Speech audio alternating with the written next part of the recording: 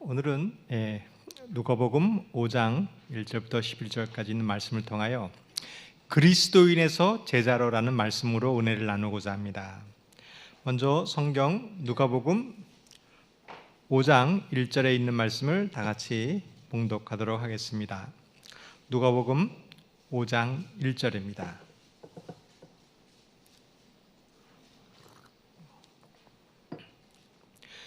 무리가 몰려와서 하나님의 말씀을 들을새 예수는 게네사렛 호숫가에 서서. 우리 성도 여러분, 성경을 읽으실 때 배경을 아는 것이 중요합니다. 예수님께서 게네사렛 호수에서 무리들에게 가르치셨습니다. 그때 언제 어디서 가르쳤는지 의미를, 정확한 배경을 알 때 정확한 의미를 알 수 있습니다. 우리 성경을 볼 때 다른 사람의 이야기가 아니라, 미혹되는 이야기가 아니라 하나님의 말씀을 분명히 깨닫게 되길 바라겠습니다. 이 말씀의 배경을 살펴보면 예수님께서는 3년 반 동안 공생애를 사셨습니다. 6개월 동안은 초기 봉사를 하셨고, 그 후 1년은 유대 봉사, 그 다음 1년은 갈릴리 봉사, 그 다음에 6개월은 물러나셨고 마지막 6개월은 사마리아 봉사를 하셨습니다. 그러니까 이 말씀을 하셨던 것은 예수님께서 침례를 받으시고 공생애를 시작한 지 약 1년 반 정도 지난 시점에서 갈릴리 봉사에서 일어났던 말씀입니다. 이 예수님의 생애를 이렇게 나누었던 근거가 있는데 그것은 유월절입니다. 예수님께서는 그 3년 반 동안에 4번의 유월절이 있었습니다. 그 기점으로 갈릴리 봉사, 유대 봉사 이렇게 나누어지는데, 첫 번째 유월절에서는 예수님께서 성전에 가셔서 양 팔고 동전 바꾸는 그 사람들을 내어 쫓으시고 성전을 정결하게 하셨습니다.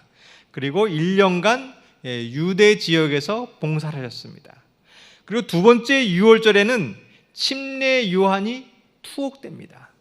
그리고 베데스다 연못에서 38년 된 병자를 고치자 유대인들은 예수님을 죽이려고 했습니다. 그때에 예수님께서는 그 이후에 갈릴리로 가셨습니다. 갈릴리로 봉사하셨고, 세 번째 유월절 때는 침례 요한이 죽었습니다.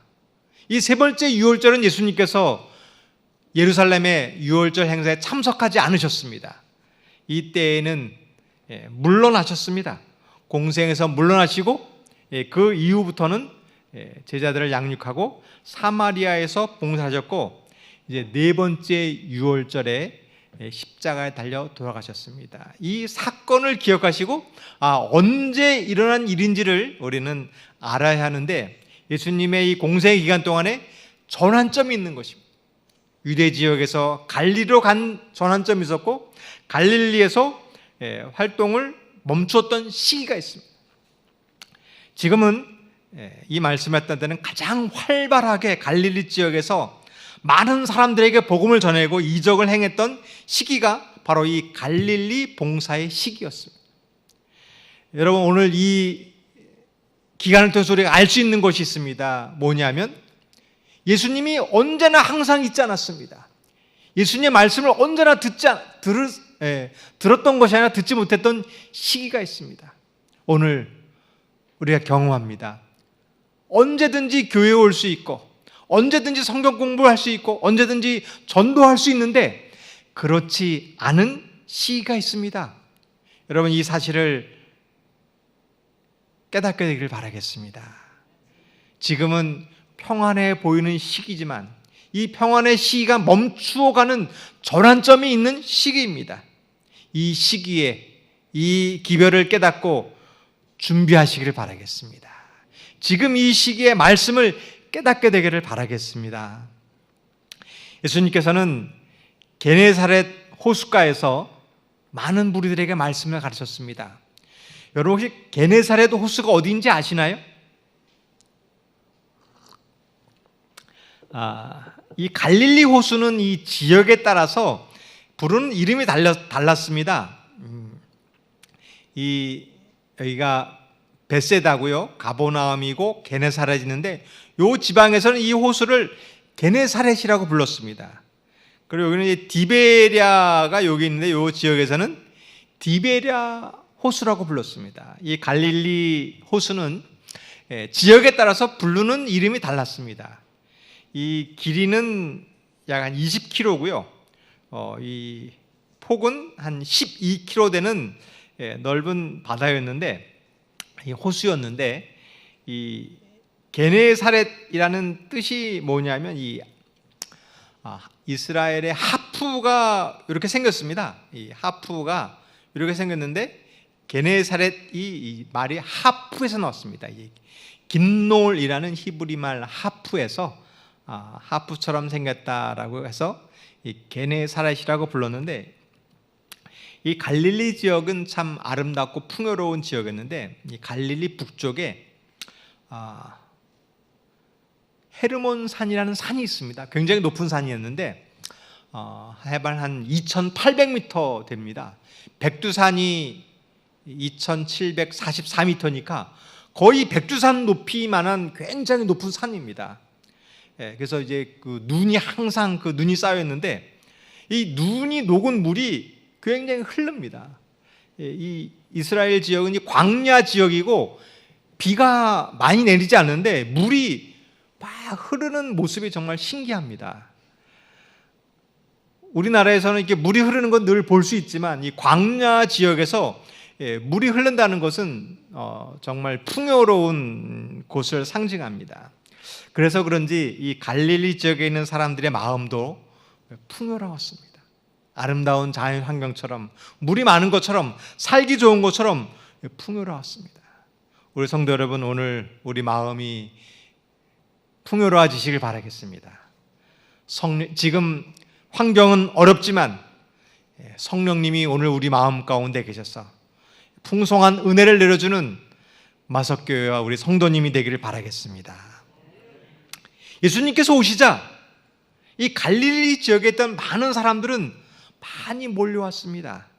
근데 유대 지역에서는 그렇지 않았습니다. 이 유대 지역에 있는 사람들은 예수님의 말씀을 들어도 이렇게 많이 모여들지 않았어요. 성도님, 오늘 말씀을 사모해서 갈릴리 지역에 있는 사람들처럼 이 성전을 찾으시기를 바라겠습니다. 근데 마지막 때에는, 마지막에 가까울수록 사람들은 모이지 않는다고 그럽니다.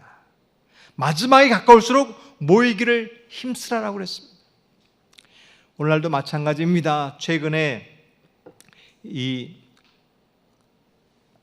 서울 지역에 있는 교회를 보면 저녁 예배에는 모이는 수가 점점점 줄어든다고 합니다. 안식일도 11시에만 오는 교인들이 늘어난다고 합니다. 우리 성도 여러분, 마지막에 가까울수록 모이시기를 힘쓰시기를 바라겠습니다. 모일 때에 힘이 있습니다. 모일 때에 능력이 나타납니다. 우리 성도 여러분, 마지막이 가까울수록 모이기를 힘쓰는 주님의 제자가 되기를 바라겠습니다. 누가복음 5장 2절입니다.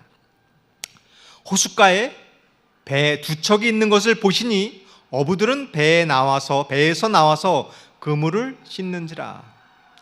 이 해변가에 사람들이 너무나 몰려와가지고 참 곤란한 상황이었어요. 가르치기가 힘든 상황이었는데 예수님께서 보시니까 배 두 척이 있는 것입니다. 이게 예수님께서 문제를 해결하는 특징이 있습니다. 그것은 곤란한 상황 속에서 해결점을 보는 것입니다. 오늘 저희는 굉장히 곤란한 위치에 처해 있습니다. 사람들을 만나는 것도, 교회에 오는 것도, 전도하는 것도 힘든 상황이 있습니다. 이 상황이 있을 때 어떡할까요? 우리 주변에 있는 것을 보시기를 바라겠습니다. 저희 주변에 스마트폰이 있습니다. 컴퓨터가 있습니다. 비록 교회에 오지 못할 때 우리 성도 여러분, 스마트폰을 켜시고 정오의 기도를 들으시기를 바라겠습니다. 비록 교회에 오지 못하지만 컴퓨터를 켜시고 설교 방송을 통하여 말씀을 들으시길 바라겠습니다. 많은 사람들은 걱정합니다. 두려워합니다. 이 문제를 어떻게 할까? 근데 예수님께서는 자기의 있는 것을 보시고 문제를 해결하셨습니다. 이것이 제자의 길입니다. 제자들은 두려워하는 순간에 예수님을 바라보고 해결길을 찾는 것입니다. 누가복음 5장 3절에 있는 말씀을 보겠습니다. 예수께서 한 배에 오르시니 그 배는 시몬의 배라. 육지에서 조금 떼기를 청하사 앉으사 배에서 무리를 가르치더니. 사람들이 많아서 가르치기가 곤란했는데 배를 타고 조금 멀리 떨어져서 가르치는 것입니다. 참으로 효과적인 장면이었습니다. 우연처럼 보이는 거예요. 사람들이 많이 몰려오자 마침 배가 있어서 배를 타고 떨어져서 가르치는 것. 여러분, 이것이 우연일까요? 아닙니다. 하나님의 계획이 있는 것입니다. 예수님께서 사마리아 지방을 가셨습니다. 우물이 있는 것이에요. 거기서 쉬고 계셨습니다. 마침 어떤 여인이 우물을 길러오는 것입니다. 그 여인에게 우물물을 길어서 좀 달라, 물을 좀 달라. 이것이 우연일까요? 하나님의 계획이 있는 것입니다. 예수님께서 여리고를 가셨습니다. 그때 삭개오가 뽕나무 위에 있었습니다. 삭개오를 보시고 내려오라. 내가 오늘 너의 집에 유하여야 되겠다. 이것이 우연일까요? 아닙니다. 하나님의 계획이 있는 것입니다. 오늘 우리는 우연히 교회에 오셨습니다. 오늘 새로운 손님 오셨어요. 강화도에서 우연히 교회를 방문하셨어요. 오늘 목사님이 마침 이 얘기를 하는 것입니다. 이것이 우연일까요? 하나님께서 나를 만나시고 나에게 하고자 하는 계획이 있다는 사실을 보시기를 바라겠습니다. 이 사람이 바로 제자입니다. 그냥 우연히 만난 사람이 아니라 오늘 우리의 만남 속에서, 이 말씀 속에서 뜻을 아는 것이 하나님의 제자인 것입니다. 예수님께서는 배에서 가르치셨어요. 누가 이 예수님의 말씀을 누가 제일 잘 들었을까요? 누가 예수님께서 지금 가르치고 있는데 누가 말씀을 제일 잘 들었을까요? 배에 있는 베드로가 가장 잘 들은 것이에요. 누가 가장 큰 은혜를 받았을까요? 가장 가까이 있었던 베드로가 은혜를 받았습니다. 오늘 하나님의 은혜 받는 비결이 있습니다. 축복받는 비결이 있습니다. 그것은 예수님 가까이 오시기를 바라겠어요. 이제 다음 안식일부터 여기 기둥 있잖아요. 기둥 뒤로 가지 마시고 이 기둥 앞으로 오시길 바라겠습니다. 가까이 있었을 때 은혜 받는 것입니다. 오늘 예수님께서 이렇게 말씀하십니다. 배를 띄우고 배를 좀 이용하겠다. 여러분, 그때 순종하시길 바라겠습니다. 오늘 예수님께서 얘기하십니다. 좀 물을 좀 달라. 오늘 너의 집에 가겠다. 누가 가장 축복을 받았을까요? 물을 떠준 사람. 예수님을 그 집으로 모신 사람이 가장 은혜를 받은 사람입니다. 오늘 우리가 제자가 되는 길이 있습니다. 축복받는 길이 있습니다. 오늘 교회에서 부탁을 할 때 거절하지 마시길 바라겠습니다. 집사님, 이제 올해부터는 교과 공부 좀 교사가 되주시겠습니까? 누가 제일 은혜를 받을까요? 가르치는 사람이 가장 은혜를 받는 것입니다. 오늘 좀 성도 집사님, 내년부터 목자가 되주시겠습니까? 누가 가장 큰 은혜를 받을까요?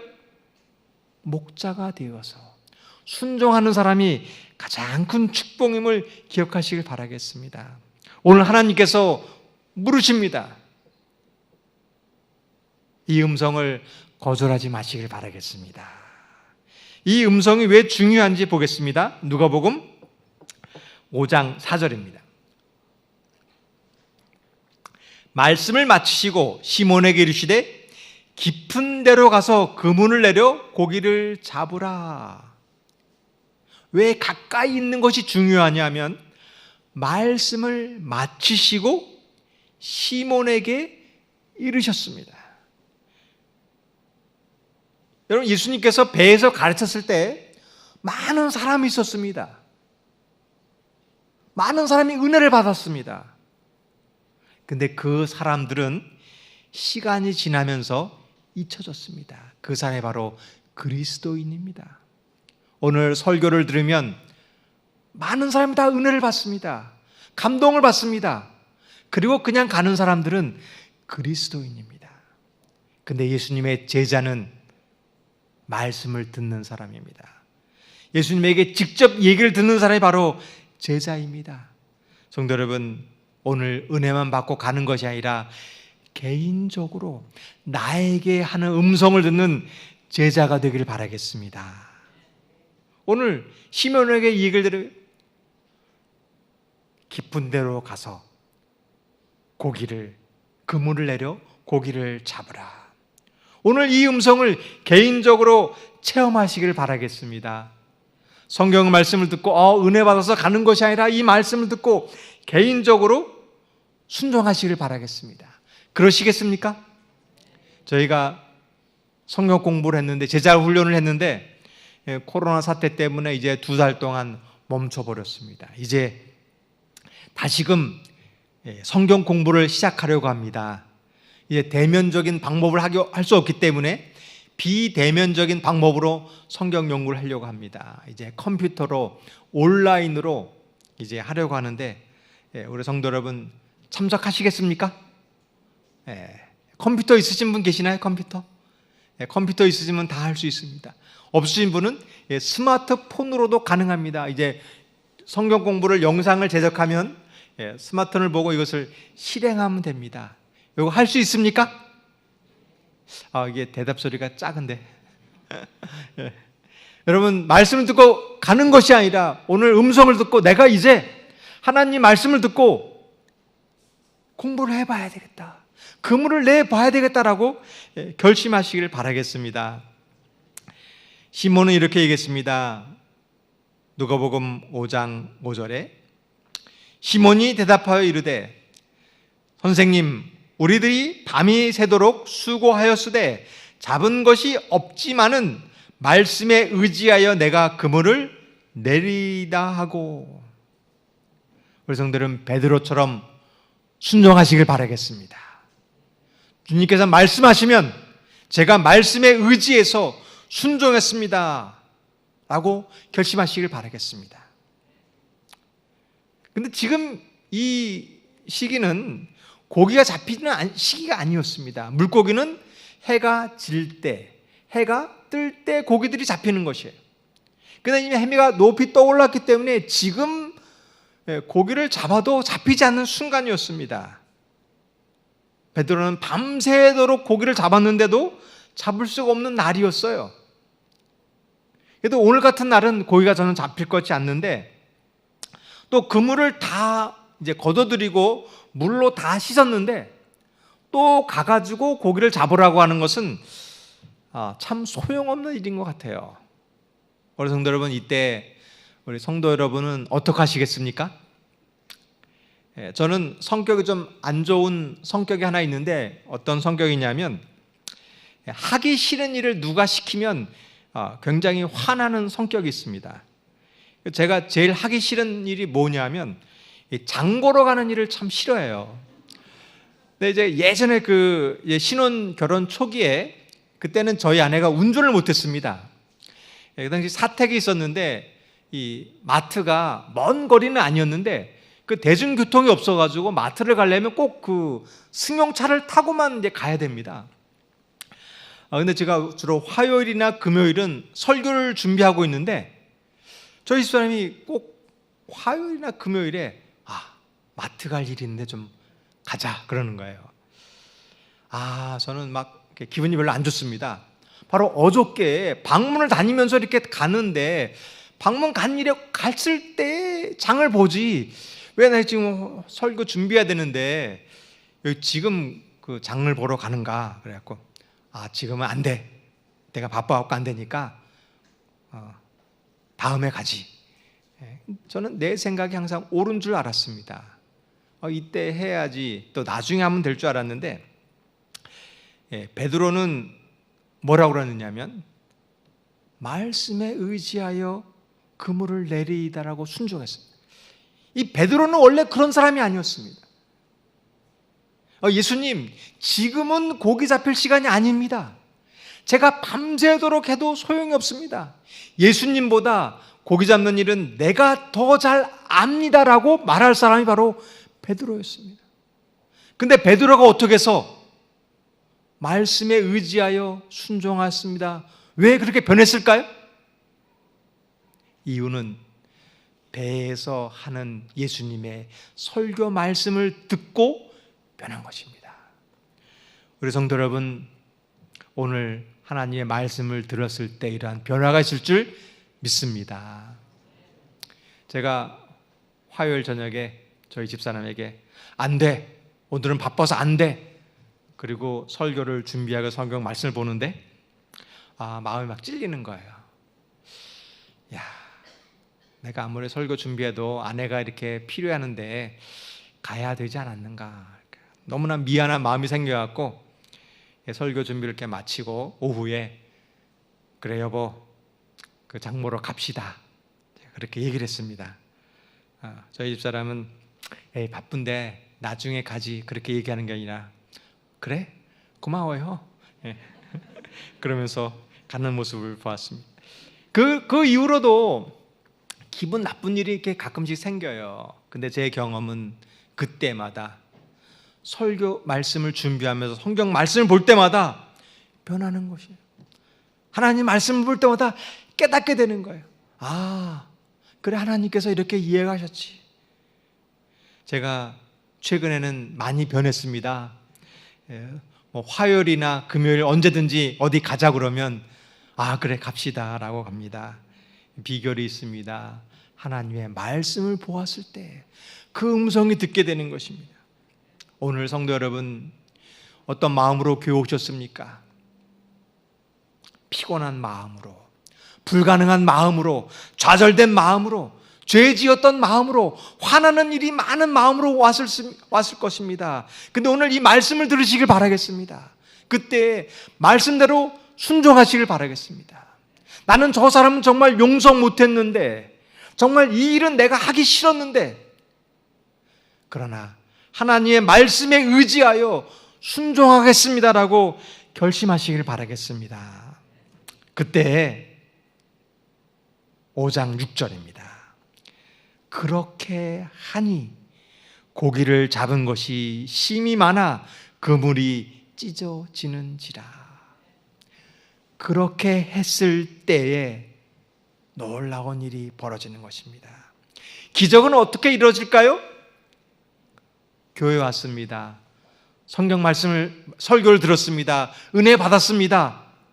집에 갑니다. 그런 사람은 아무 일이 벌어지지 않습니다. 성경 말씀을 들었습니다. 그렇게 한 사람에게 기적이 일어날 줄을 믿습니다. 성도 여러분, 오늘 말씀을 들었으면 하나님 말씀대로 그렇게 하시기를 바라겠습니다.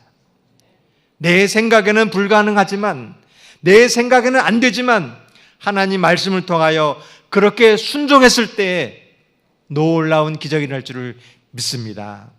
마석교회의 장점이 있습니다. 오늘 대한민국에 수많은 교회가 있습니다.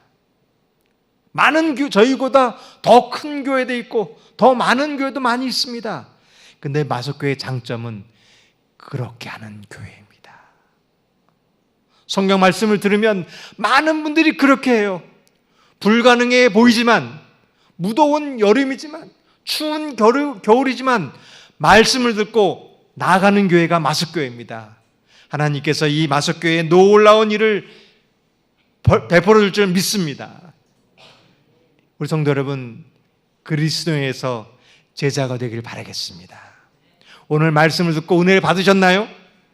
그러면 그렇게 하시기를 바라겠습니다. 하나님 말씀대로, 네 주여 말씀대로 순종하겠습니다. 그 사람이 제자이고 그 사람에게 놀라운 기적이 일어날 줄을 믿습니다. 누가복음 5장 7절입니다.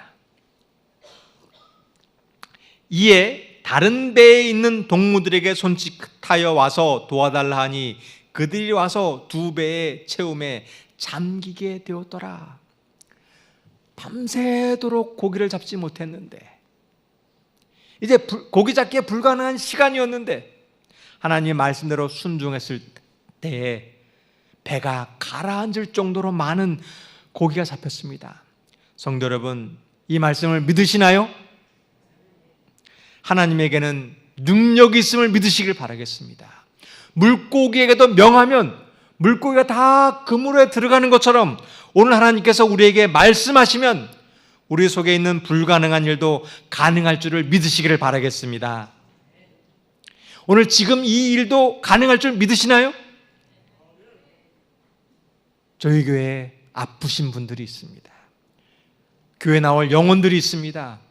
그 영혼들에게 하나님께 놀라운 기적을 베풀어서 교회로 인도하실 수 있도록 믿으시길 바라겠습니다. 말씀대로 순종하시길 바라겠습니다.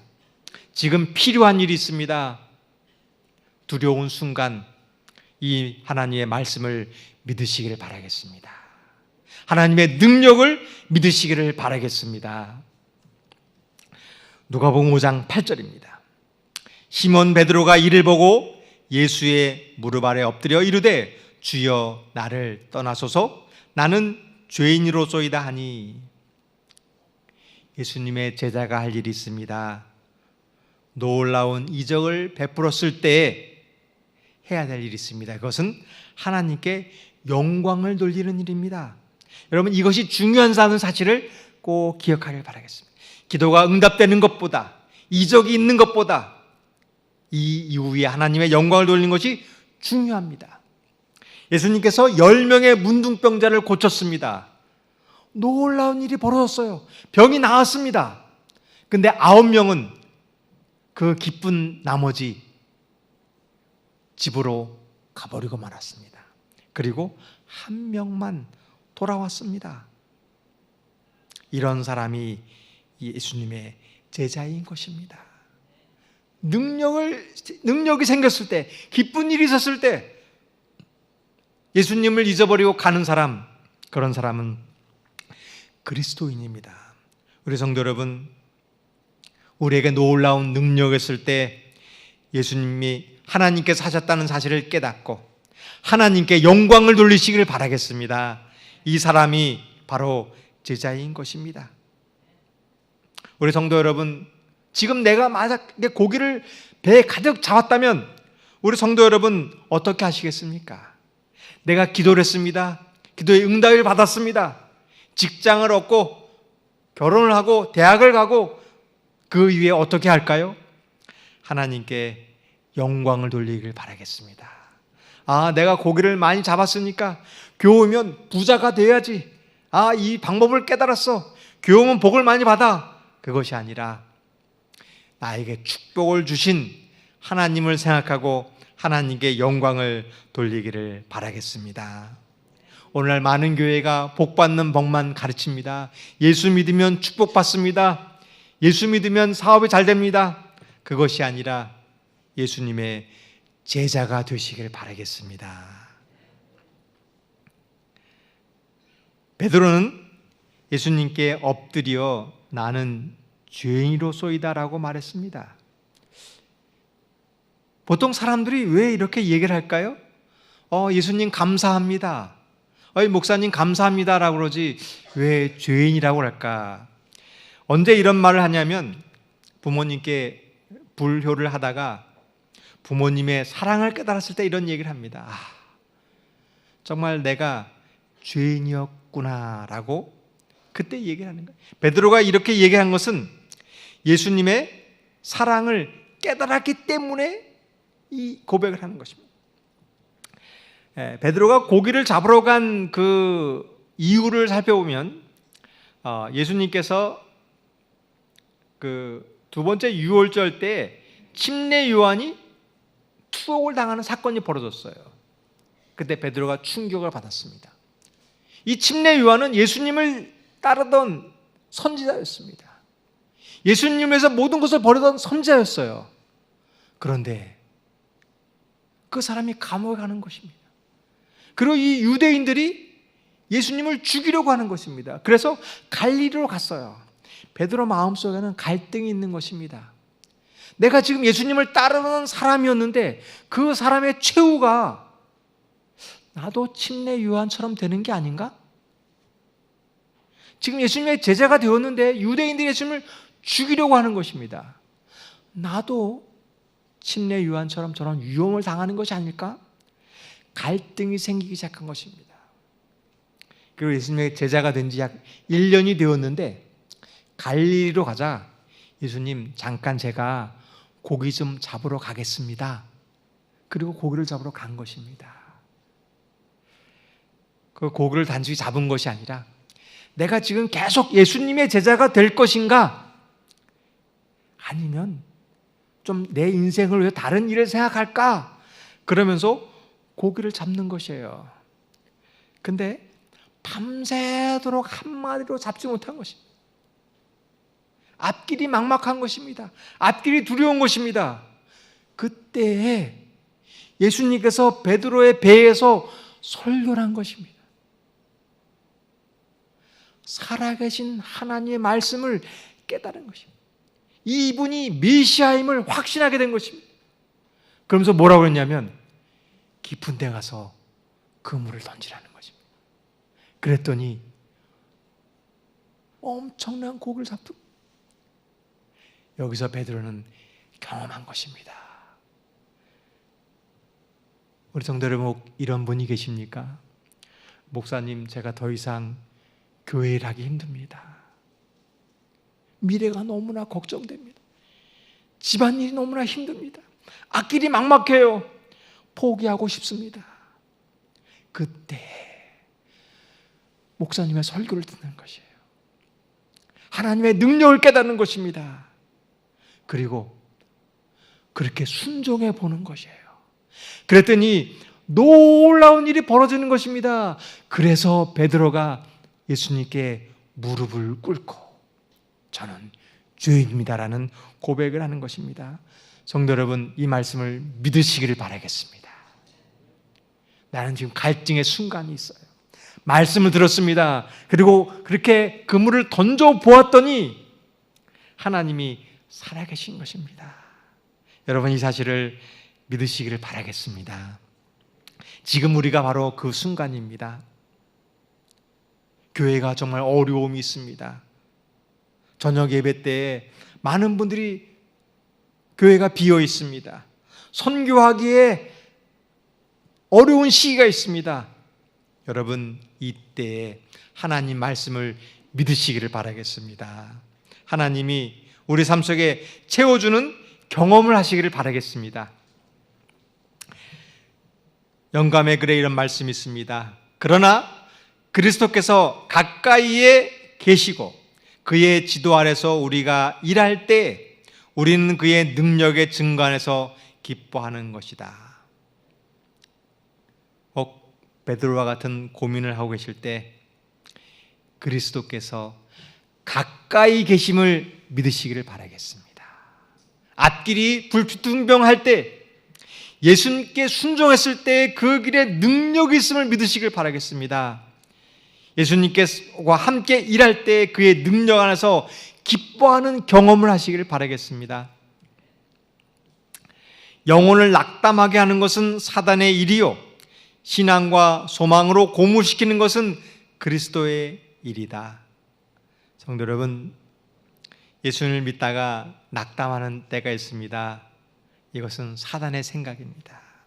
오늘 예수님께서 함께하는 것이 기쁜 일이라는 사실을 믿고 주님 말씀에 순종하기를 바라겠습니다.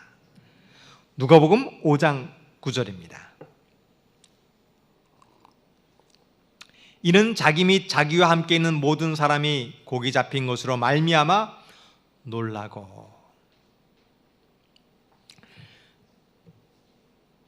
밤새 제자들은 고기를 잡지 못했습니다. 지금 우리의 상황입니다. 이때 우리가 할 수 있는 일은 하나님을 믿으시기를 바라겠습니다.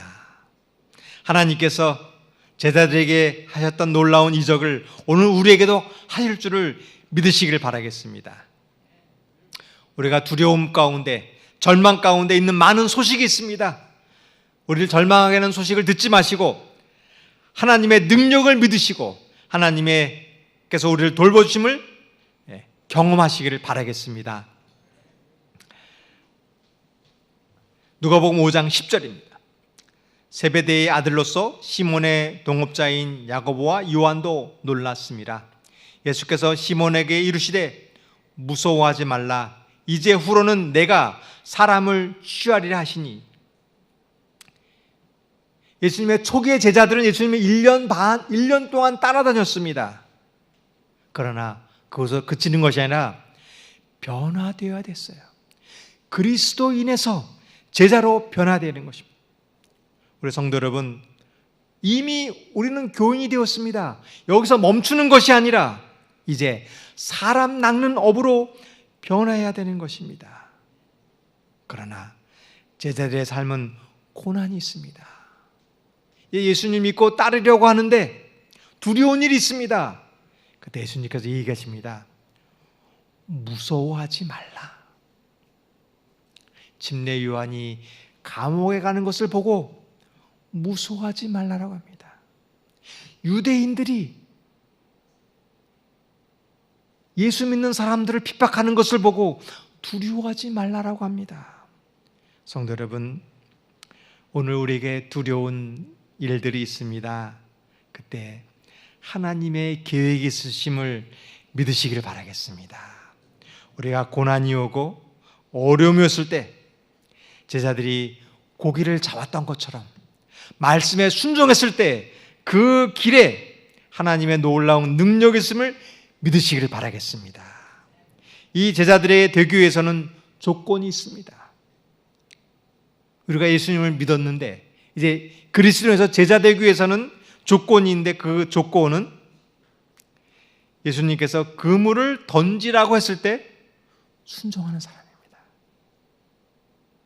예수님께서 오늘 그물을 던지라고 합니다. 그런데 고집 있는 사람들이 있어요.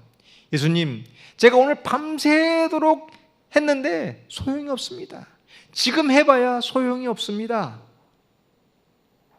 내 생각에는 쓸모없는 일입니다 라고 고집 부리면 제자가 될 수 없습니다. 우리 성도 여러분, 오늘 주님께서 내 생각에는 불가능한 것처럼 보이지만 그물을 던지라고 말씀하십니다. 그때 순종하시겠습니까? 목사님, 저는 바빠가지고 안 됩니다.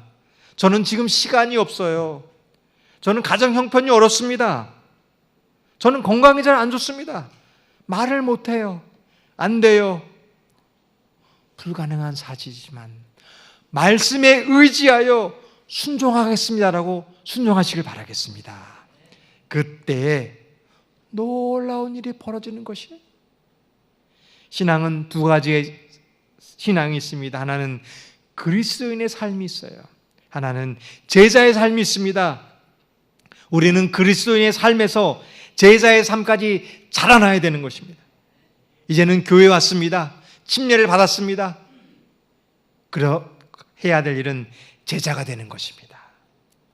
변화해야 하는 것입니다. 저는 코로나 사태가 한 2달만 지나면 끝날 줄 알았어요. 2달만 지나면 소그룹도 하고 점심 식사도 하고 노방전도도 하고 그럴 줄 알았습니다. 근데 2달이 지났는데도 아직까지도 위험한 것이 이제 변해야 됩니다. 이제 예전처럼 돌아갈 수 없습니다. 이제 예전처럼 노방전도 할 수 없습니다. 성도 여러분, 변하시겠습니까? 어떻게 변화됐냐면 이제는 노방전도가 아니라 개인의 삶 속에서 복음을 전하는 사람이 되길 바라겠습니다. 이제 다 모여가지고 식사하는 것이 아니라 이웃에게 사랑을 전하는 사람이 되길 바라겠습니다. 여러분, 그러시겠습니까? 이제 저기 뒤에 뭐가 있냐면 손 세정제가 있습니다. 교회가 이걸 준비했습니다. 이제 손 세정제를 가지고 여러분, 이웃 있습니까? 미용실도 있고 우리가 가는 슈퍼도 있고 옆집 가게도 있잖아요. 이제 개인적으로 가셔서 선행을 하시길 바라겠습니다. 이제 이렇게 변해야 되는 거예요. 이제 교회가 많은 것을 준비하겠습니다. 이웃에게 전할 것을 손 세정제라든지 물품들을 전하면 이것을 가지고 전하는 일을 해야 되는 거예요. 여러분, 이것이 교회의 봉사의 길인 것입니다. 그때 하나님의 제자가 되는 것입니다. 누가복음 5장 11절에 있는 말씀입니다. 그들이 베드로를 육지에 대고 모든 것을 버려두고 예수를 따르니라. 예수님께서는 모든 것을 버려두라고 명령하지 않았습니다. 베드로는 예수님을 만나자 모든 것을 버려두고 예수님을 따랐습니다. 오늘 모든 것을 버리지 마시길 바라겠습니다. 직장을 그만둘 필요가 없습니다. 가정을 버릴 필요가 없습니다. 그러나 무엇이 중요한지를 깨닫게 되길 바라겠습니다. 베드로는 고기를 잘 잡았으면 고기를 잘 잡는 어부로 살다가 죽었을 것입니다. 근데 예수를 따르자 가장 위대한 사람으로 변했습니다. 모세는 바로의 공주의 아들이었습니다. 가만히 있었으면 영화로운 왕이 되어서 궁궐에서 호화로운 생활을 살았을 것입니다. 그랬다면 지금 피라밋이 되어서 박물관의 전시가 되었을 것입니다. 근데 모세는 모든 것을 버려두고 하나님을 따랐을 때 모세는 지금 하늘나라에 있는 것입니다. 성도 여러분, 이 믿음을 가지시기를 바라겠습니다. 내가 주님을 선택했을 때 그 길이 가장 행복한 길임을 믿으시기를 바라겠습니다. 여기에 모든 것을 버리라고 그랬습니다. 저는 여기에 감동을 받았어요. 오늘 근심과 걱정이 있습니다. 이거를 버리시기를 바라겠습니다. 왜냐하면 하나님께서 우리를 채워줄 줄을 믿습니다. 욕심도 버리시길 바라겠습니다. 주님을 따르는 삶이 가장 좋은 길임을 믿으시기를 바라겠습니다.